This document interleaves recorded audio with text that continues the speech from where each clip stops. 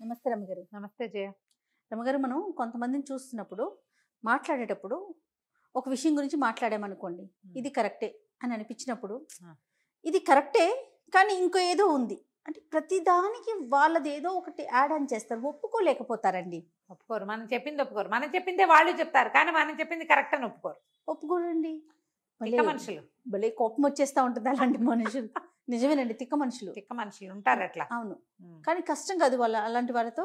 కష్టమే. నీ పొరచేయి తీసి నా ఎడం చేయి పెట్టమంటారు. అంతే, వారితో స్నేహాలు ఉండవండి. స్నేహాలు ఉండవు, రెండు ఒకటే. పొరచేయి ఎడం చేయి ఒకటే కదా. అయినా సరే ఒక్కొక్క ధోరణి మనుషులు తీరు. మేము చెప్పిందే కరెక్ట్ అనుకుంటారు, అదే చెప్తారు. మళ్ళీ కొన్ని కొత్తగా చెప్తారా? ఏం ఉండదు అక్కడ. ఆ విషయమే చెప్తారు, దాన్నే ఇంకోలా చెప్తారు. అదే విషయం. అంతే. ఎట్లా రమ్మగారు? ఏం చేస్తాం మళ్ళీ? అంతే, వాళ్ళతో పాటు పోవటమే మనం చచ్చినట్టు. ఇంకా వేరే దారి లేదు కదా. అంతే. ఇంకా ఒక చిన్న కథ ఉంది దీని మీద. ఓ, భలే సరదాగా ఉంటుంది. ఓకే, చెప్పండి చెప్పండి. తీరిన తిక్క. కథ పేరు బాగుంది కదా. కొంతమంది తిక్క తీరిదా అంటాం. ఆ తిక్క తీరే కథ అనమాట. భలే ఇంట్రెస్టింగ్ గా ఉంది. పూర్వం అంటే ఒక చలికాలపు రోజుల్లో ఒక యాత్రికుడు, ఒక ఆయన ఒక అడవి దారిన ఒక గ్రామాల పక్క నుంచి వెళ్తున్నాడు. చాలా చలిసేస్తుంది. ఒక గుడిసెలో, ఒక ఇంట్లో, గుడిసె అనకూడదు, ఒక ఇల్లే ఉంది. పూరిల్లే, చక్కగా ఉంది. దీపాలు కనపడుతున్నాయి, మంట వెలుగు తెలుస్తోంది. వాళ్ళ ఇంటి దగ్గర ఆగాడు ఈ యాత్రికుడు. ఆగి తలుపు కొట్టాడు. అది ఇంట్లో ఒక్క ఆయనే ఉన్నాడు. ఇల్లు శుభ్రంగా ఉంది. ఒక పక్కన మంట వెలుగుతోంది. ఆ తర్వాత ఏమంటే కుంపట్లు అవి పెట్టుకుంటారు కదా, ఊళ్ళల్లో కుంపట్లు పెట్టుకుంటారు, లేదా పొయ్యి పెట్టుకుంటారు. ఇంట్లోనే ఒక పక్కన పొయ్యి వెలుగుతోంది. లాంతరు ఉంది కనపడుతుంటే ఈయన అన్నాడు, అయ్యా నేను యాత్రికుడినండి, ఇవాళ చలి చాలా చంపేస్తోంది. మరి ఈ రాత్రికి మీ ఇంట్లో నన్ను వెచ్చగా పడుకొని తినడానికి ఏదైనా ఇంత పెట్టారంటే రాత్రికి పడుకుని రేపు పొద్దునే లేచి నా దారి నేను వెళ్ళిపోతానండి, ఏమైనా అట్లాంటి ఆశ్రయం ఇవ్వగలరా అంటే ఆయన అన్నాడు, మా ఇంట్లో నేను ఒకడినే ఉంటాను. సరే, ఆశ్రయానికి ఏమి ఇస్తా, కానీ అన్నం పెడతా, వెచ్చగా చలికాగు పడుకో, ప్రశ్న వేస్తా, ప్రశ్నకి సరైన సమాధానం చెప్పకపోతే దవడ పగల కొడతా. అయ్యో, ప్రశ్నకి సమాధానం చెప్పాలి, సరైంది కాకపోతే దవడ పగులుతుంది అన్నాడు. అనగానే ఈయన కొంచెం తిక్కుందని ఈయనకి అర్థమైంది యాత్రికుడికి. ఏమడుగుతాడు అంతగా? పైగా మనం ఊళ్ళన్నీ చూస్తున్నాం, మనకు తెలియని వింటా విడ్డూరమా? ఏదో చెప్తే పోలా అనుకుని సరేనన్నాడు. కాలక్షేపానికి అండి అని. అవును అన్నాడు. సరే, వెచ్చగా చలిగాగు, దాని దగ్గర కూర్చో, పొయ్యి దగ్గర, నేను లోపల వంట ముగించేస్తాను అన్నాడు. పొయ్యికి, వంటకి ఒక పొయ్యి ఉంది, చలిగాగడానికి వెచ్చగా ఇంకో నెగడి లాంటిది ఏదో లోపల, ఇంటి లోపల భాగంలోనే ఉంది. ఈయన పోయి చలి కాగుతూ అలా బయట తిరిగి వచ్చిన చల్లదనం అంతా పోగొట్టుకున్నాడు. బట్టలు అవి వెచ్చబడ్డాయి. స్థిమితంగా కూర్చున్నాడు. ఆయన ఏదో కాస్త అన్నం వండాడు, అంత పులుసు ఏదో కచ్చాడు, ఏవో 2-4 వెప్పుడు ముక్కలు లాంటివి ఏవో ఉన్నాయి. సరేరా అన్నం తిందాం అన్నాడు. ఇద్దరు కలిసి భోజనం చేశారు. చక్కగా భోజనం పెట్టాడు. అయితే ఈ కూర్చున్నప్పుడు ఈయన చూశాడు, ఒక పిల్లి ఉంది ఇంట్లో. అది ఒక మూలగా తోక చక్కగా ముంచుకుని చుట్టుకుని ఇట్లా పడుకుంది. పిల్లులు భలే తమాషాగా పడుకుంటాయి. తోక అన్ని దగ్గరికి తీసుకుని ముచ్చటగా పడుకునింది. చలికి, బయట చలి, నడిస్తే చలేస్తుంది, ఇంట్లో వెచ్చగా ఉందిగా, ఓ పక్కన పడుకుంది. సరే, పిల్లి లేచి రాల, కూర్చునే ఉంది. ఈయన భోజనం అయిపోయాక గిన్నెలోని సర్దేశాడు.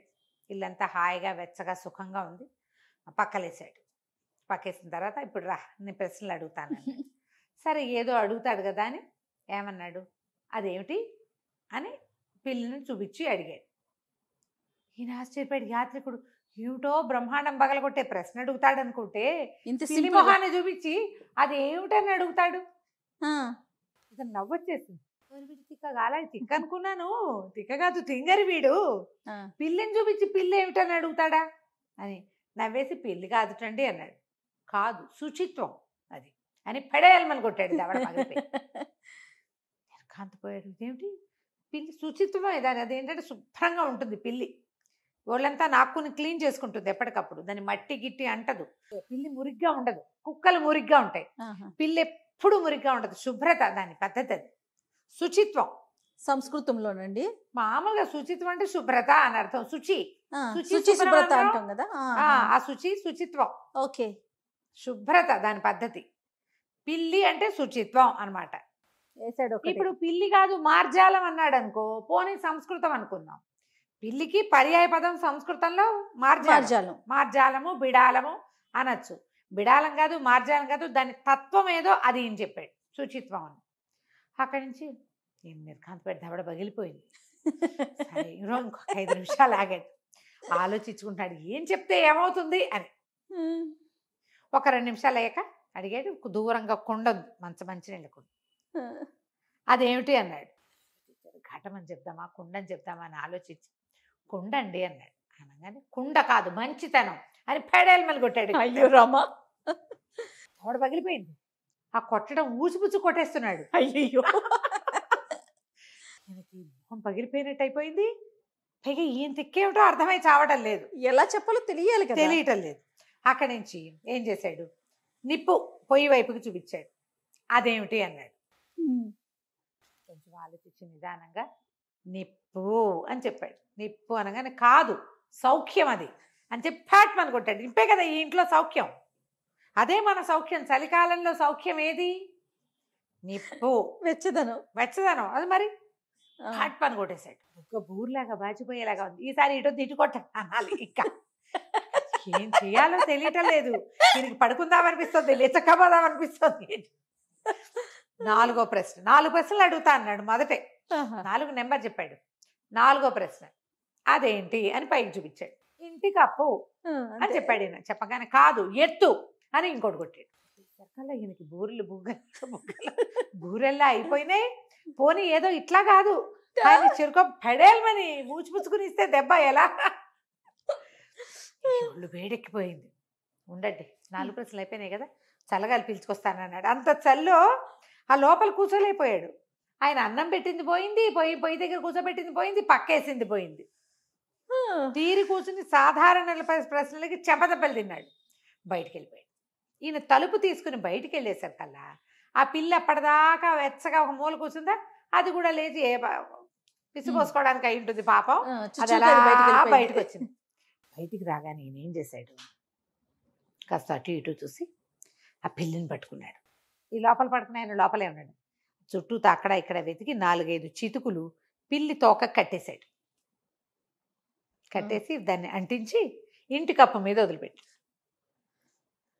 వదిలిపెట్టి లోపలికి వచ్చాడు. నీ శుచిత్వం సౌఖ్యాన్ని తీసుకుని ఎత్తుకుపోయింది, మంచితనంతో దాన్ని శుభ్రం చేసుకోండి అని చెప్పాడు. మంచితనంతో దాన్ని సరి చేసుకోండి. ఇంటి ఆయనకి అర్థం కాల. శుచిత్వం సౌఖ్యాన్నితో కలిసి, శుచిత్వం పిల్లి, సౌఖ్యం నిప్పుతో కలిసి ఎత్తుకుపోయింది, దీన్ని మంచితనంతో సరి చేసుకోండి. ఇంట్లో ఉన్న ఆయనకి అర్థం కాల. ఏమిటి మంచి భాష మాట్లాడు, ఏం మాట్లాడుతున్నావు అన్నాడు. అనగానే నేను చెప్పేది మంచి భాష, నువ్వు చెప్పేది మంచి భాష అని ఊచిపుచ్చుకుని 4 లాగాడు మొహం మీద కొట్టి బయటకు వెళ్ళి చూసి. ఆయనకి దెబ్బలు తిన్నాక గుర్తొచ్చింది. దెబ్బలు కొట్టించుకున్నాక నేను చెప్పినవేని ఆయన లబోదిబో బయటకు వచ్చేసరికల్లా నడికొప్ప అంటుకుపోయింది. ఈయనేమో యాత్రికుడు తన సంచు తీసుకుని బయటకు వెళ్ళిపోయాడు. ఎక్కడో చోట పడుకుందాం, ఈ మెంటల్ వాడి దగ్గర పడుకున్నా రాత్రి సౌఖ్యం ఉండదు మా దగ్గర అని వెళ్ళిపోయాడు. తిన్నగా కుదిరింది కదా, అందుకని తిక్క వేషాలు వేస్తే ఒకడు కుదరచకపోతే ఇంకోటి కుదురుస్తాడు, ఒక్కోసారి వాడే కుదురుస్తాడు కూడా. కనకంచికి మనం ఇంటికి. భలే ఉంది రవ్వ గారు. నమస్తే అండి. నమస్తే.